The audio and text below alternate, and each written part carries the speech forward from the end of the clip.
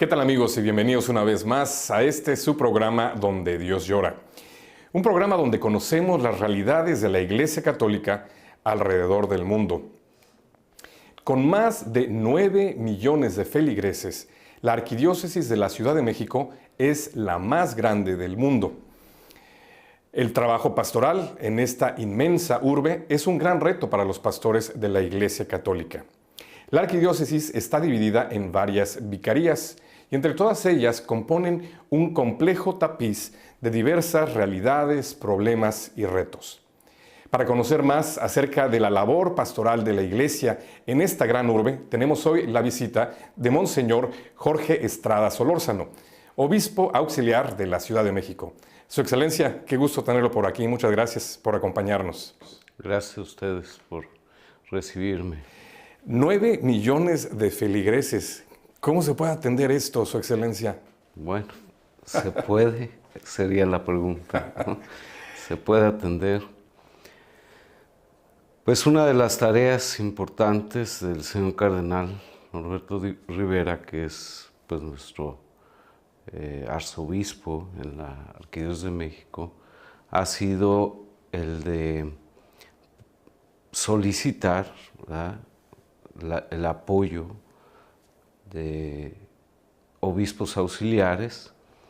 Estamos divididos en 8 vicarías territoriales y también, 9 con la Basílica de Guadalupe, que comprende también una vicaría, y 2 vicarías funcionales, una de agentes de pastoral y una de pastoral.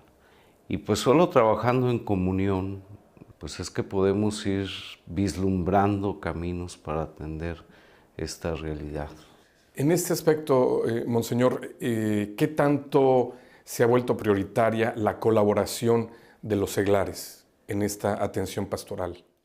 No, totalmente, ¿verdad? Una de las insistencias en la Arquidiócesis de México ha sido precisamente la conformación de los consejos pastorales, así como los consejos económicos, tanto en las vicarías territoriales como en las parroquias, ¿verdad?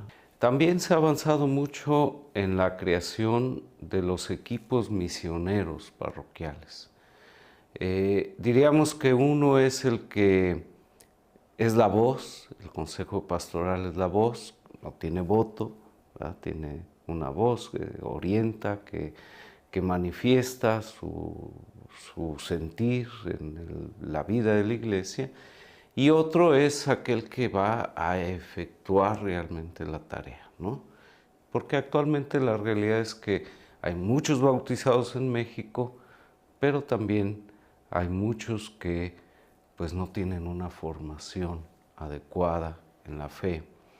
Y entonces hace falta una vivencia desde recibir el anuncio del Evangelio y después formarse en la fe. Se ha propugnado mucho por que haya pequeñas comunidades, pues donde se estudia la palabra de Dios, donde se va creciendo en el conocimiento de la doctrina de la Iglesia, y para que de allí surjan laicos comprometidos que vayan realizando diversas tareas. Todo esto pues va muy en línea con lo que son las directrices del documento de Aparecida. Sí, sí. De hecho, en la Arquidiócesis de México diríamos que fue para nosotros una alegría ver pues que aquello que veníamos haciendo en la Arquidiócesis de México desde hacía pues ya prácticamente 20 años que fue el sínodo diocesano,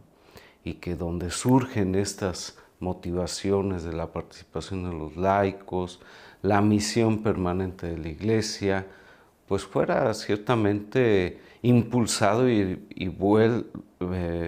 nuevamente proyectado para la vida de la Arquidiócesis de México a través de esta de Aparecida, ¿no?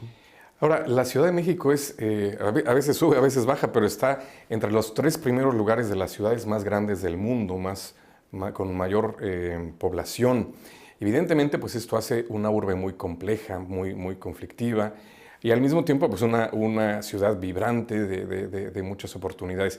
En todo este tapiz tan complejo de distintas realidades, ¿cómo responde la Iglesia a realidades tan distintas? Por ejemplo, en la parte socioeconómica, México es una ciudad de contrastes socioeconómicos pues muy fuertes. ¿Cómo se involucra la Iglesia en todo esto? Yo creo que en la parte, sobre todo de la pastoral social, tiene gran fuerza el proyecto de Cáritas Arquidiócesis de México. Es ahí donde se reúnen pues, muchas iniciativas, ¿verdad? Muchas asociaciones civiles que de alguna manera están pues, ligadas a Cáritas Arquidiócesis, o también institutos de asistencia privada, las IAP que les llamamos allá en México. Pues esto es el proyecto, diríamos, arquidiocesano que trata de irse haciendo realidad también en las parroquias. Algunas pues tienen alguna expresión. Yo diría que la mayoría de las parroquias de la Arquidiócesis de México tiene mínimo un dispensario, o tiene... Si hay algún tipo de iniciativa para atender necesidades. Bazar para la gente más pobre, alguna cuestión de solidaridad. Pero ciertamente es un campo tan amplio que es muchas veces poco abarcable, ¿no? Todavía hay mucho por Todavía hay mucho por hacer, hay muchas necesidades, pero bueno, son experiencias un tanto aisladas que pues requieren de ir creciendo, de ir fortaleciéndose, y pues muchas veces las parroquias apenas van saliendo con sus propias necesidades, ¿no? Claro. Monseñor, hay veces que los medios seculares presentan un cierto conflicto, por llamarlo así, entre la Iglesia y el gobierno de la Ciudad de México. ¿Esto es una realidad o es más bien un asunto de discurso demagógico?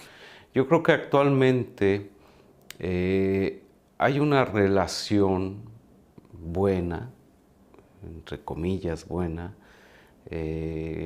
entre la política y la religión. En cuanto a que, bueno, ya hay un estatuto que reconoce la identidad de la Iglesia, ¿no? O sea, este es un avance muy grande porque antiguamente vivíamos un poco como pues tolerados, ¿no? Diríamos, pero oficialmente, vamos, por poner un ejemplo, era un delito que el sacerdote portara el traje talar, la sotana o el sacuello, implicaba una multa por usar un hábito, ¿no? De hecho, las propiedades que se adquieren actualmente de parte de la Iglesia se pueden ya establecer como propias de la Iglesia, ¿no? Cosa que antes no se podía hacer. Antes no se podía. La mayor parte de los templos de la Arquidiócesis de México son del Estado. O sea, no, por ser patrimonio nacional. Son patrimonio nacional, no nos pertenecen, diríamos, en ese sentido. Pues esto es un poco la historia que se vivió en la separación Iglesia-Estado. Yo creo que prevalece actualmente una mentalidad que tiene que avanzar, ¿no? Tiene que irse purificando. Todavía hay una gran tendencia entre el pensamiento político de esta como lucha, ¿no? Entre Iglesia y Estado, ¿no? Pensar, por ejemplo, las discusiones que se dan en cuanto al laicismo, ¿no? Como pensando que pues una escuela tiene que ser laica, es decir, que no debe de haber Dios en ella. Ese es como el pensamiento actual, ¿no? Y claro, pues para nosotros esta no es el laicismo, ¿no? El laicismo sería el respeto por la religión o la creencia que cada uno tenga y el derecho a poder vivir acorde a esa creencia, ¿no? Pero creo que de hace unos años ahora pues hay una mayor relación que la que podía haber antes en ese sentido. Yo creo que también siguiendo esa misma línea, podría ser que sea más competencia de seglares comprometidos y formados que lleven una participación más cristiana en la vida pública. Sí, definitivamente, porque la misma ley en México al sacerdote no le permite hacer proselitismo político. Eso le toca necesariamente al laico, ¿verdad? O sea, esa parte, el compromiso en la parte social, política, pues le compete al laico. Y yo creo que es justamente esta conciencia que va surgiendo de una formación auténticamente cristiana, ¿no? Cuando yo asumo mi compromiso de fe, pues necesariamente tiene que repercutir en la vida social, política, religiosa, claro, del todo en lo que yo participo, ¿no? ¿Hasta dónde llega mi mensaje, por ejemplo, cuando vienen las elecciones, ¿no? Pues que deben de participar en ellas, ¿no? Que deben leer las propuestas que están haciendo los políticos, que deben de cotejarlas con nuestra fe y hacer una elección. Pero no les voy a decir voten por tal partido o darles una dirección. Y yo creo que ninguno de nosotros, ninguno de los obispos mexicanos lo hace así, ¿no? A veces recortan alguna noticia y pareciera ser que estamos dando línea, pero bueno, yo cuando menos creo que en lo general, cuando menos en lo general, esto no sucede. Yo creo que también esto va muy de la mano con las exhortaciones que nos ha hecho últimamente su santidad, el Papa Francisco, de vivir ese compromiso de católicos en nuestro día a día, en el rol que me toca vivir comúnmente en la sociedad. Sí, me toca a mí estar comprometido, no solo ser cristiano o católico del domingo un ratito, ¿verdad? Así es. Porque esa es una realidad también, ¿no? Yo creo que una de las cosas con las que tenemos que luchar y que crear conciencia, ¿no? Que soy católico todo el tiempo, ¿no? Cuando me levanto, cuando me acuesto, cuando como, cuando trabajo, cuando hago deporte, tengo que vivir mi bautismo. Mi compromiso de católico. Claro. Yo creo que desgraciadamente, ahora muchas veces cuando uno escucha México, nos vienen a la mente estos tristes problemas de violencia, del narcotráfico, del crimen. ¿De qué manera la Iglesia está siendo solidaria con esta terrible dificultad que está enfrentando la sociedad? Sí, habría que también tomar en cuenta que, pues, muchas veces las noticias remarcan lo negativo, ¿no? Yo ordinariamente camino por las calles de México, pues con tranquilidad.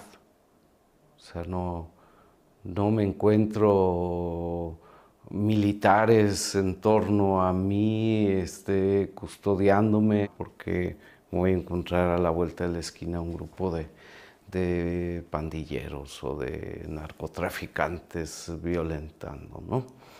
O sea, y además esto es la realidad de la mayor parte del país. Sí hay zonas, hay lugares, hay situaciones pues, de violencia, estas guerras, ¿no? del narcotráfico, pero diría yo con toda certeza, no es la realidad de todo México, más bien de puntos muy focales en diversos pues, estados, en ciertas zonas. Ahora bien, ¿qué hace la Iglesia, diríamos entonces, ante esta realidad de violencia? Pues tiene que tratar de ser muy fiel a la palabra, de dar formación en cuanto al compromiso católico, a la doctrina, y yo creo que por ahí es nuestro caminar, ¿no? O sea, sobre todo en esta línea de la solidaridad y de la formación. Y yo creo que para esto es para lo que muchas veces necesitamos pues toda la ayuda que pueda haber, ¿no? O sea, en cuanto más se pueda formar a la gente, pues mejor calidad de vida pueden tener ellos, ¿no? En el discurso que Monseñor Christophe Pierre en su ordenación daba, discurso más bien homilía, él mencionaba tres digamos, objetivos o misiones para usted. Enseñar, santificar y regir. Yo creo que va muy en la línea de esto que justo estaba comentando, formar y después santificar, pues es a fin de cuentas hacernos vivir a cada uno nuestro compromiso de bautizados. ¿Cómo rige? Estoy aprendiendo, ¿eh? Estoy aprendiendo a regir y una de las cosas que me he propuesto es pues mucha cercanía con los sacerdotes. Es una de mis primeras preocupaciones, que no es un gobierno burocrático, ¿no? Sino es un ser pastor con la comunidad. Y eso implica una atenta escucha, ¿no?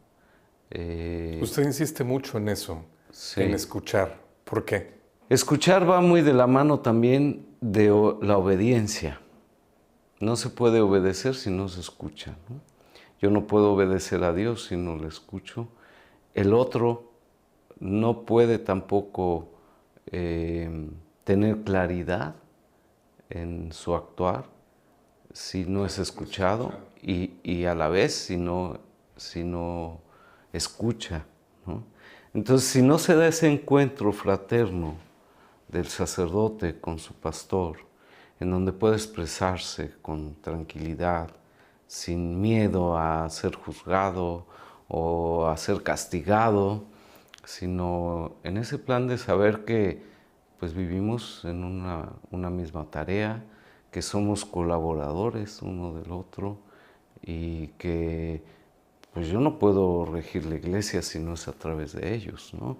A través de los sacerdotes y claro, del actuar cotidiano de los laicos, ¿no? Conocer, escuchar y estar cercano, abrir la puerta de la oficina, de la casa.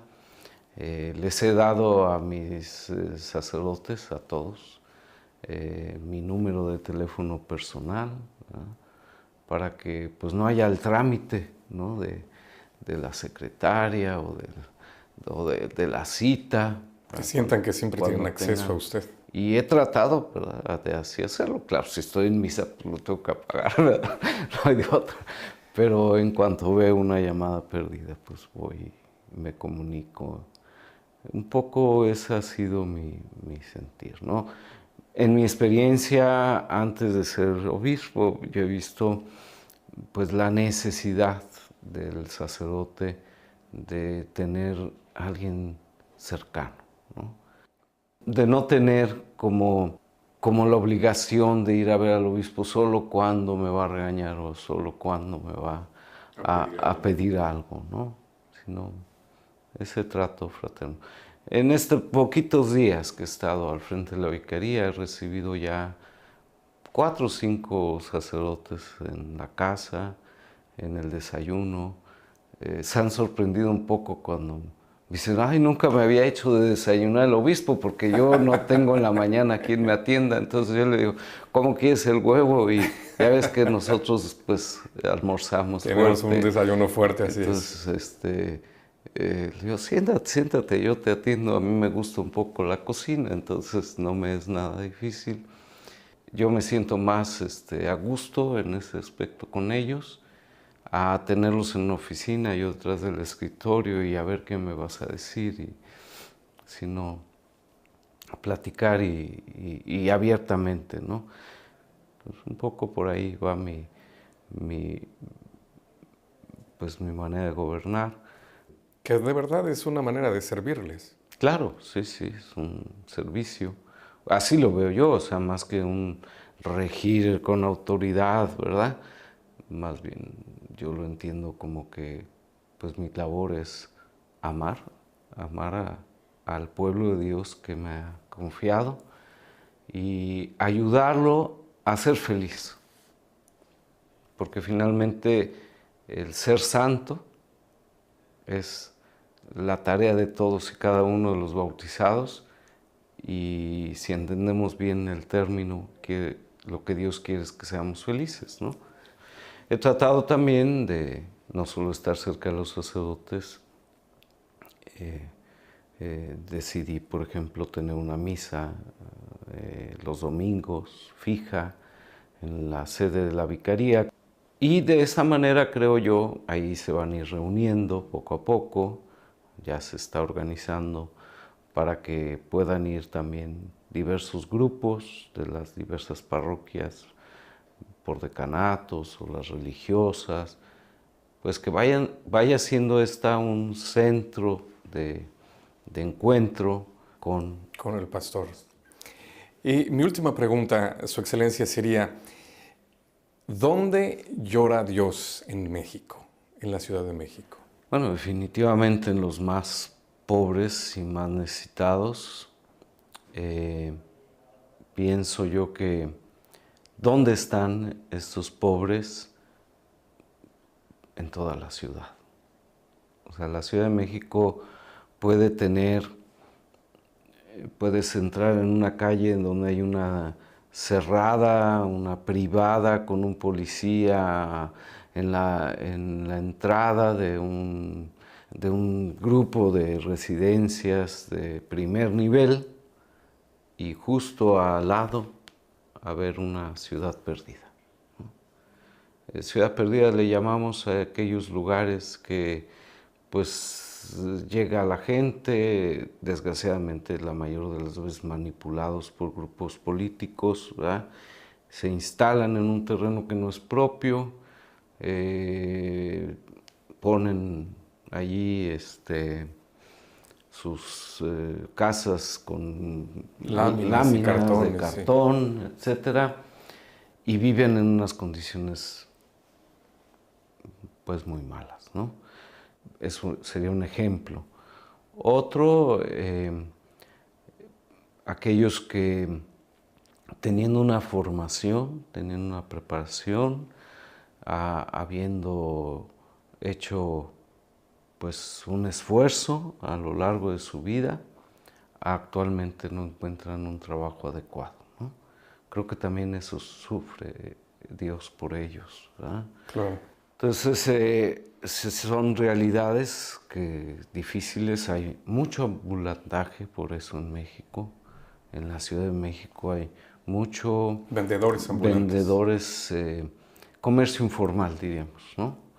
Que a la larga también acarrea dificultades, ¿no? Resuelven el problema inmediato, pero no tienen seguridad social. Cuando se enferman, ¿dónde van? ¿Cómo viven? Sí. Los medicamentos en México son muy caros, muy caros. Y entonces esto, y creo además que para la gente mayor que tiene una jubilación, si es que la tiene, mínima, esta es una carencia muy grande. O sea, independientemente de los grandes problemas de pobreza extrema, diríamos los problemas de pobreza cotidiana, que vive la Ciudad de México, como son estas, ¿no? La imposibilidad de comprarse un medicamento, de pagar los servicios de su casa, ¿no? Lo hemos visto reflejado, por ejemplo, en las comunidades de vida contemplativa en la Arquidiócesis de México.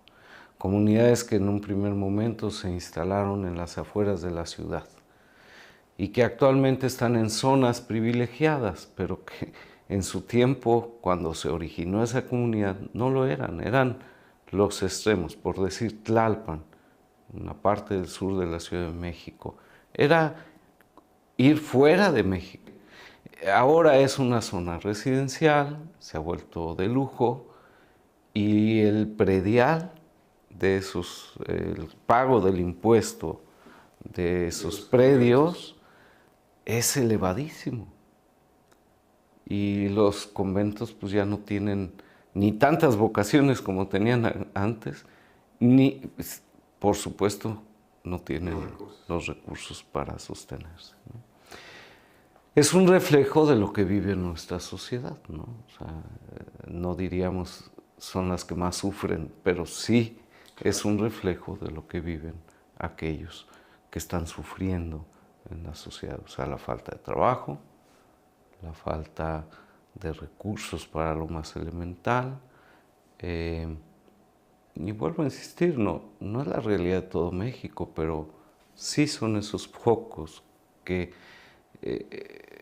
nos hacen descubrir que pues, México sigue siendo un tercer mundo. O sea, las grandes diferencias, como puede haber gente muy rica, como puede haber junto a esa persona viviendo alguien en extrema pobreza.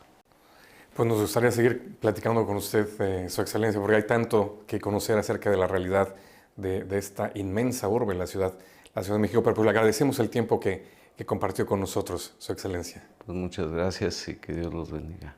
Gracias. Y muchas gracias a ustedes también, amigos, por habernos acompañado en un programa más de Donde Dios Llora. Si quieren conocer más acerca de la realidad de la Iglesia en la Ciudad de México y en otras partes del mundo, no dejen de contactar la información que aparece al final de este programa. Muchas gracias y si Dios permite, hasta la próxima.